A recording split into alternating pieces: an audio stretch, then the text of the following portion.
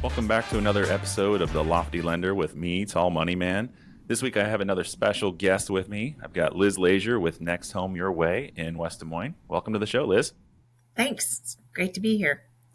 So, real estate has always had a special place in Liz's heart. From a young age, she was fascinated by the industry as her father ran his own brokerage.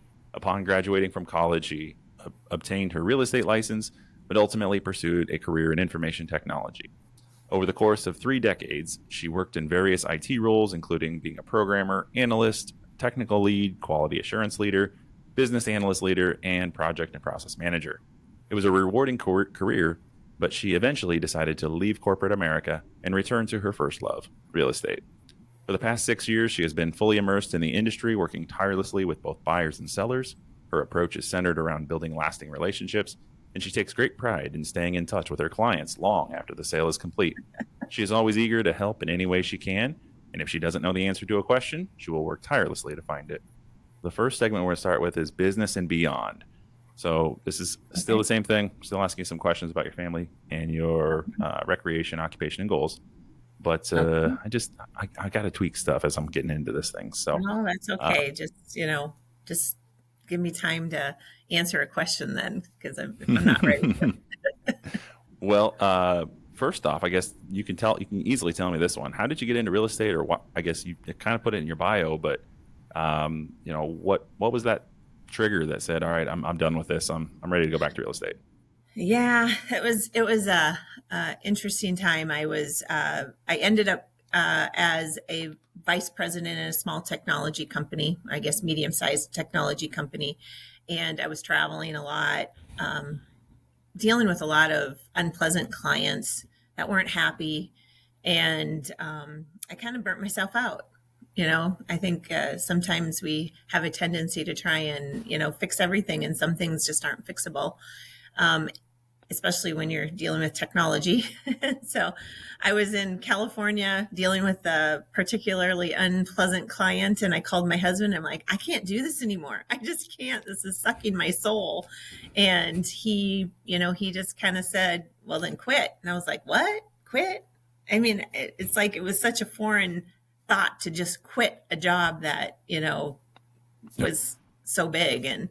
And so I just at that moment decided I needed to do that. So I quit, and then I didn't really know what I was going to do. And I had a company that flipped houses, because that's one of my passions is making houses pretty again.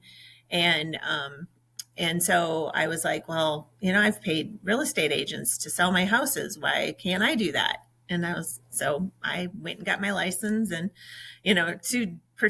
just to sell my flips, and just fell in love with it. I just fell in love with, trying to match houses with people, and, getting to know people, and understanding what they want in a house, and doing the search, and then seeing their eyes light up when they find the house they want. And so, yeah, I just fell in love with it. So taking that one step further, you fell in love with it, got started as an agent, and now you're a broker. So how did that transition come about? Well, I'm naturally, I don't know, I was a vice president when I left. And so when I got into real estate, I had decided, right away, well, I'm going to just get I'm going to do my own brokerage, but you can't do that right away. You have to, learn the business and become an agent and all that stuff. And so, when I went in, I had already decided I wanted my own brokerage, because I like to, I don't know, I like to be in charge. I don't know what it is, but I like the responsibility of being the broker. So, a year and a half ago, I opened up Next Home Your Way, which is a franchise. And I chose Next Home because their motto is humans over houses. And, that's really the way I do my business, is all on relationship. It's all about the people and their agenda, their timetable, everything. I do this to help people. So, and that just fit very well. Yeah, and that's totally evident in your team. I mean, the people that are on your team, talking to all of them, they all care specifically about the customer, not about finding this house. If this isn't the right one, let's move on, find the next one. Maybe they're not quite pre-approved yet, but they really want to see a house, and we want to get them happy, and we want to get them engaged. So they go show a house, and All the while Yep. they're texting me saying, Kyle, let's get that pre-approval done as soon as possible so we can get that moving. So Exactly. Yep. it's I evident in your leadership style. Yeah, and I'm being very, very thoughtful about who I let into my brokerage, because I want agents that kind of have the same thought process, and really lead with relationship, and we don't go away after the sale. And so, I'm really thoughtful of the agents that come here because of that, because I want us all to have that same thought. So going back to way back when you were a kid, just 10, 15 years ago, right? What what did you want to be when you grew up? Do you remember? Did you want to be a real estate agent? Well, I don't know if back in the day we took these tests that kind of said, you've answered all these questions, and it came back and said, oh, this is what you should do. And mine came back as an interior designer. And I kind of do that when I do my flips, because that's one of the passions I have is when I walk into especially an old house, when I walk into an old house, maybe from the 1920s and 1912s, whatever. And I see what it used to be in my head, and I want to bring it back to the beauty that it used to be. I feel like I can walk into a house and tell when a house wants to be beautiful again. And so it's like I really enjoy doing that. That's awesome. Yeah. Well, what's a hobby then that gives you a little break from real estate? That was a question that you sent me, and I was like, gosh darn, I don't really know, because everything seems to surround by real estate. I'm going to say my hobby is design. I really enjoy making houses pretty. And so it's like I have some investment clients that are just now dipping their toe in flipping. And so I'm helping them design that. And I'm just doing it because I want them to be successful. And they're like, we need to pay you for this. And I'm like, well, yeah, we'll figure that out. But I just really want to help you be successful with this. And that's what I enjoy doing. I enjoy picking out, what the layout of the kitchen is going to be and that kind of stuff. So, but I mean, honestly, I like to read. I like to go, walk, and, my husband and I, we bought electric bikes. And so we think we want to go biking. we did like twice last year. And so it's like, we need to do more of that kind of stuff. But yeah, we love to travel. I've traveled all over the world. So that's definitely a hobby of mine is traveling. I've been to, Africa and Bali and, Italy and, Turkey and Greece and, Morocco. So it's just, I love to travel. So.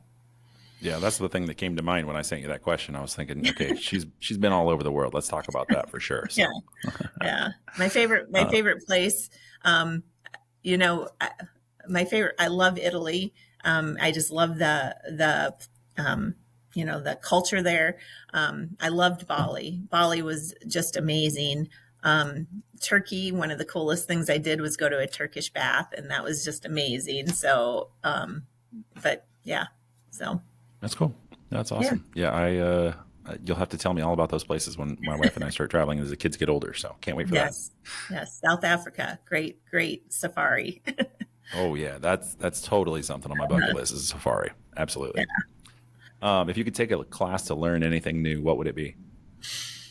I want to learn more about AI and some of the things that are going on with that. So I've kind of been dabbling a little bit in that, just understanding what it can be used for. Since I'm a technology geek, I was a programmer, I was, all that kind of stuff. I love technology. And so the fact that we have AIs that can do all these things and learn and keep going, it just fascinates me. I use Chat GPT, which is, a simple thing, but it just fascinates me that it can answer all these things, and it can re-answer it 10 ways, like it's 10 different people. And it's very fun to learn from that. Absolutely. I actually had an episode a couple weeks ago about AI that was dropped on my podcast here. So I'll have to go take a look. it's mainly focused on real estate. So most people are probably not going to love it as much, but it's amazing. Just all the technology that's out there. And I think there's like 100 new AI companies or programs coming out like every single month. Yeah. And so it's impossible to stay ahead of these and like which ones are actually beneficial to us and which ones are just, you know, they might be beneficial to somebody, but it's not going to be me for some reason. So yeah, I think it's fascinating when I think about all the work I used to do manually programming, and now it's like you can just tell them the requirements and it will spit out the code. And it's like, that is just fascinating to me. Of course, you know, I would be no longer useful, but we're all going to become prompt managers for sure. Yeah. But it's just amazing because, you know, the hours and hours we would spend, you know, trying to write code and tweak code and debug it and all that stuff. And this, you know, this AI now can just create perfect code. It's amazing. It's amazing where we are today. My favorite thing to do with ChatGPT and stuff like that, I play with Excel way too much. I love Excel. I love playing with algorithms and creating formulas and doing all that kind of stuff. And now I can say, okay, my Excel is giving me some weird error. So I stick that error into ChatGPT and then it kicks back with a bunch of options that are way better and way more understandable than the code that Excel kicks back and says, well, here's your error. Well, that still doesn't make any sense to me. I don't know what you're saying. Talk to me like I'm 5. Yeah. Very cool. Yep. What's the what eats up most of your time throughout the day? Oh, let's see. What eats up most of my time? I would say probably searching for the perfect house. It's like every day I spend time looking on the houses that come on the market. And every day, you know, I think about all the houses that come on and what client it would work for. And so if a new house comes on the market, I'm like looking at it and like, oh my God, this might be perfect for so-and-so. And I may not have talked to them in 3 months because they couldn't find the perfect house. I send it to them and it's surprising how it's like it reignites them to start looking again, you know? Yeah. So yeah, I spend a lot of time on the MLS looking at houses. So is that also the most difficult part of your job as well? Or is there something else that you would consider more difficult with real estate? I think the most difficult is making sure that you've dotted all your I's and crossed all your T's, that you're doing everything the right way and that you're auditing everything you're doing so that you make sure that you're doing everything that needs to be done in the transaction. So just AI. making sure. Yeah, exactly. AI is going to help with all that. It's going to make it simple. It's going to be exciting. Yeah. The best part is they don't, I don't really see it, once you've created the AI to, and we don't need to talk about AI all day, but once you have created a program or a solution, it's going to do that exact same thing every single time. And it's not going to screw up. It's not going to have a day off. It's not going to get sick. It's not going to get bored. It's going to follow up when I'm not remembering to follow up. Go do something new. Well, they might charge us more. So that's the promotion. I got to pay more each month. But and Google Gemini is the one you also need to be exploring now as well. Because that's going to be searchable on Google. So that's kind of a cool switch up. So anyways, where does the team go from here? So you've got a few agents under you now. You've created the brokerage. Where are you going from here? Well, one of my goals is to expand the brokerage. I have 3 agents and I'm very excited about that. I'm interviewing for new ones. Every day, I have, inquiries and it's kind of fun. This world, people are, always looking for, a better brokerage. And I believe Next Home is just one of the best out there, with the technology that we have and just, the people that work at Next Home is just, I think everybody's very methodical about making sure that we have the best and the brightest and, everybody following our motto kind of thing. So that's kind of exciting. My goal is I'd like probably about 10 agents. I don't want to get huge, but I think 10 is a good number. So. Okay. Yeah. And is that part of your vision board? Because you told me you do these vision boards every year and I missed out on an opportunity to attend that. So what was on your vision board this year? Yep. 10, I would like to have 10. Last year I said, I think 5 did not make that, but, this year I have 10 because I always like to expand. So I've got that on my vision board. I have, I want to do, more transactions. I want to do more listings. So listings is a real focus this year. And so I've got that. And then of course my personal travel and, my health and, all that kind of stuff. Vision boards are a lot of fun to do. Yeah, You should I try need it. to. If you haven't done it, you should try it. Because I need to sit down and do it with you. I totally believe that, where you put your mind at is where your life leads you. And so you always want to be thinking forward and using your thoughts wisely. So, Yeah, totally agree with that. All right, so we're going to hop into this or that. It's just some Okay. rapid fire questions here. I'm going to ask you A or B. You're welcome to expand upon your answer, or we can just leave it and move on. Okay. All right, so first up, we've got coffee or tea? Tea, but I like tea, but that's because I didn't drink coffee until COVID. And during COVID, I started drinking coffee for the first time in my life, and I really like it. But I really like coffee with a little bit of Bailey's. So, or I love the Hawaiian coffee at Hollow's. That is amazing coffee. If you have not Kona had coffee? Oh, yeah. Kona coffee at Mahalo's, it's like, whew, that's good. But I would say I would probably overall tea. But So Liz and I share one similarity in that we both went to Loras College. Woohoo, go Doohawks. woohoo, go Doohawks, yeah. But I actually started drinking. I graduated a little bit before you, though. Yeah, just a couple years, no big deal. But I actually started drinking coffee in college because that's the only way I could stay awake studying all the time. So, Yeah. So now I'm addicted. Early bird or night owl? Oh, I'm definitely a night owl. I do not like early mornings. Oh, that's good to know. All right. Beach house or mountain cabin? Beach house. I love the ocean. I love the Fixer upper, ocean. Okay. fixer upper, or move in ready? Fixer upper. Absolutely. I want to put my vision into it. I could see that one. Yep. Open house extravaganza or quiet showing? Open house extravaganza.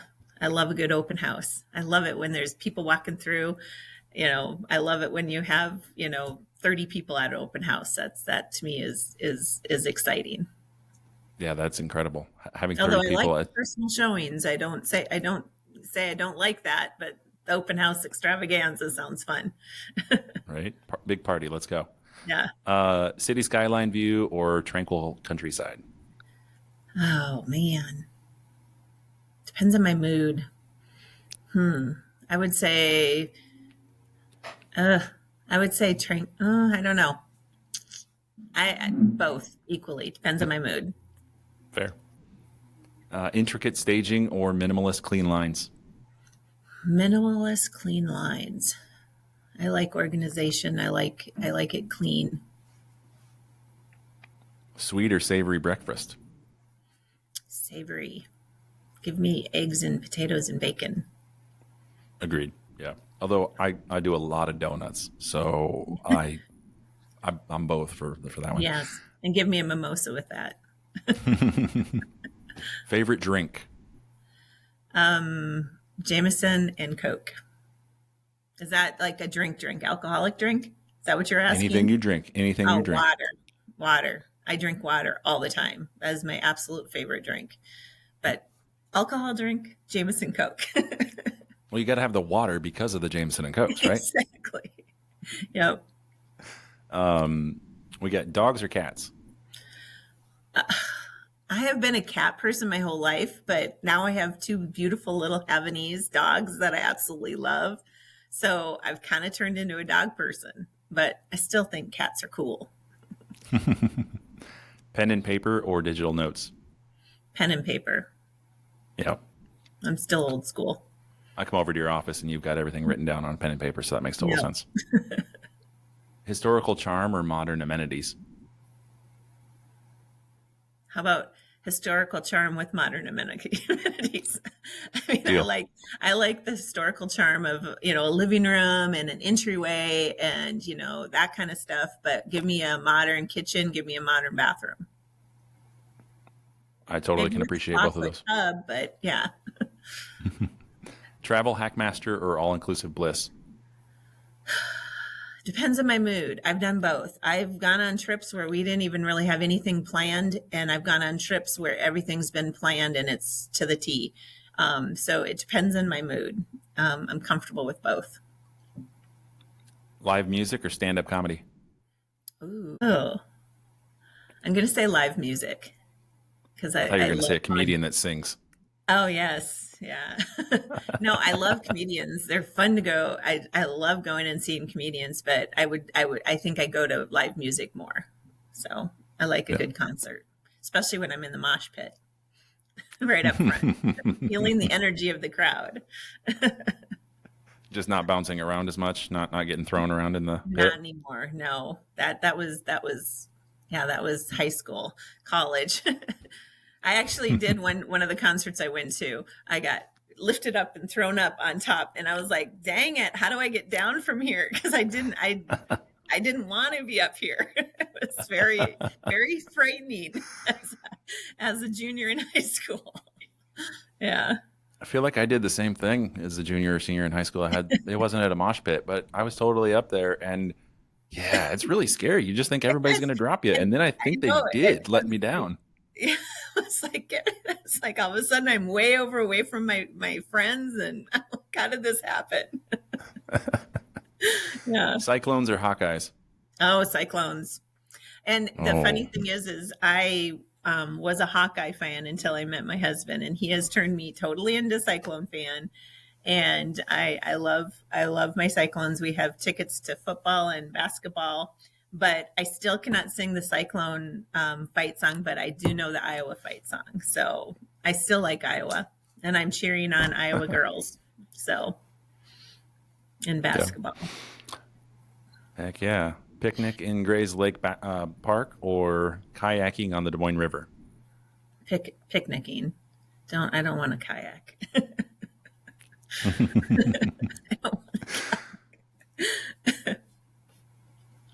I can't swim, so I don't ever pick anything with water. I just stand up, in pools and stuff. So I don't have to swim, but going in the lake, I can't stand up.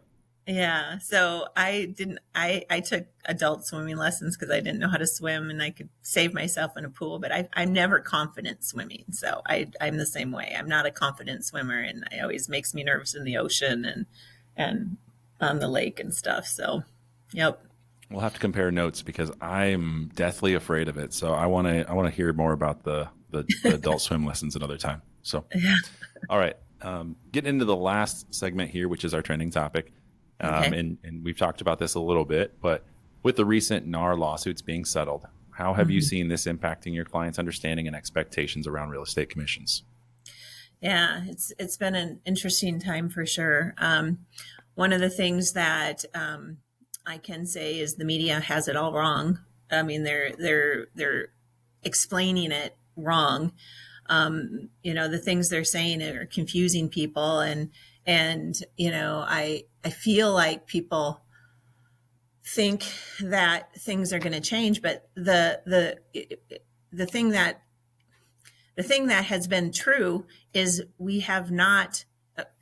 Commissions have always been negotiable. They always will be negotiable. If you don't like what you're hearing from the agent you're working with, you have to move on to another agent and get what you want. And so as a seller, you have to be aware of what you're getting for your money and be okay with it. And if you're not, you move on. And that has always been the way of the way of the past. But apparently, some people didn't understand that. Some people didn't explain that. I have always explained to my buyers up front, how I get paid. And I talk to them about how, traditionally sellers will offer payment to the buyer's agent because, they do that because the buyers don't necessarily have a lot of money, for more than the down payment that they need. And so then to come with the down payment and the commission for their agent is difficult. Sellers understand that. So they want it. make sure that they get a big buyer pool. So they offer that to the buyer so that they can, their agent can get paid. And, you know, I've explained that. I've had sales in the past that are for sale by owners that did not want to pay, you know, my salary, my commission, my compensation. And, you know, and my buyers understood that. And that was just part of, you know, part of the transaction, you know, so it's like, it's always been there. It's just, I think, you know, we had some lawyers that saw a place that they could come in and make some money. And, you know, they thought they could blow up the industry, and who knows what's going to happen. We don't know what's exactly going to happen. We do know that come July, if everybody agrees to what NAR's settlement says, we will be required before we show a house to have a paper sign that says, here's an exclusive buyer's agreement. And, you know, before I show you this house, we have to sign this because you have to show that I've talked to you about how compensation happens. And that's going to make buyers uncomfortable. If you don't, why would I want to sign a paper with somebody I don't know? So we're talking about ways that we can, you know, that we can mitigate the uncomfortableness of that. In the form that we have, we can say it's just for today. It's just for the showing. Tomorrow, if you want to see another one, you're going to have to sign another form.